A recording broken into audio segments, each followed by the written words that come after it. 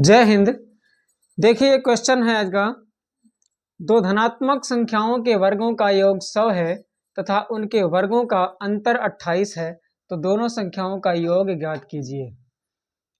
दो संख्याएं हैं जो कि धनात्मक संख्याएं हैं। उन धनात्मक संख्याओं को अगर उनका वर्ग किया जाता है और वर्ग करने के बाद में अगर उनको जोड़ते हैं तो उस जोड़ कितना आता है, 100 आता है। और उनको वर्ग करने के बाद अगर उनको घटाते हैं तो उसका अंतर आता है 28। तो ऐसी स्थिति में दोनों संख्याओं के योग को ज्ञात करना है। तो आइए देखते हैं इस क्वेश्चन को कैसे सॉल्व करना है। देखिए सबसे पहले हम दोनों संख्याओं को मान लेंगे। माना पहली संख्या बराबर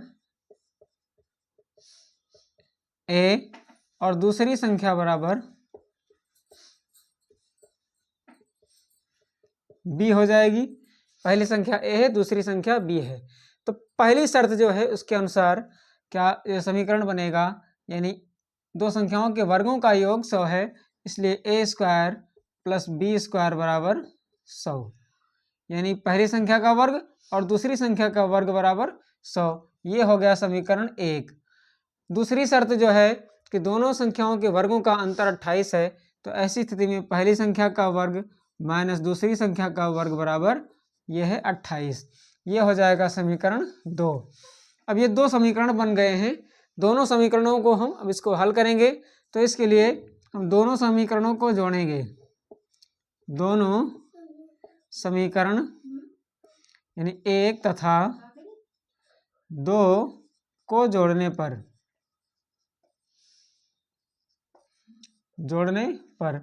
तो अगर हम इसको जोड़ेंगे तो यहाँ पर a square plus B square बराबर 100, ये पहला समीकरण है, और a square minus B square बराबर 28, ये है दूसरा समीकरण।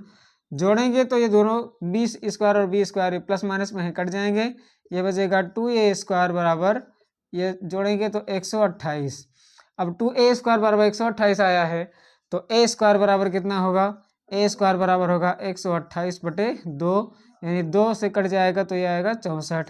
तो a स्क्वायर बराबर 64, तो a बराबर कितना होगा 8 हो जाएगा। 64 का वर्गमूल निकालेंगे 8 हो जाएगा। अब a की वैल्यू निकल करके आई है। अब यहाँ पर दोनों वैल्यू हमारे लिए काम करेगी, चाहे इसको रखें या इसे रखें। अब हम इसको a बराबर 8 या a स्क्वायर बराबर 64 को समीकरण 1 में रख देते हैं। समीकरण 1 में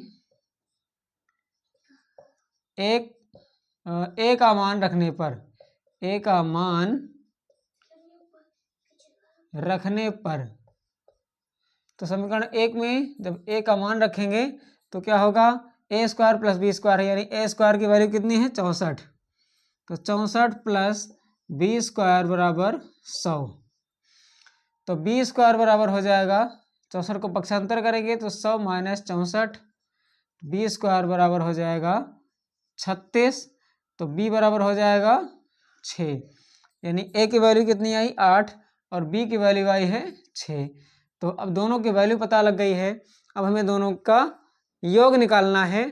तो प्रश्नानुसार यानी प्रश्न के अनुसार दोनों संख्याओं का योग यानी a प्लस बी बराबर हो जाएगा, a का मान है 8 और b का मान है 6, बराबर आंसर हो जाएगा 14।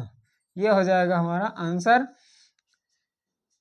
तो आई होप ये क्वेश्चन आपको समझ में आ गया होगा। फिर मिलते हैं अगले वीडियो में अगले नए क्वेश्चन के साथ में। तब तक के लिए जय हिंद।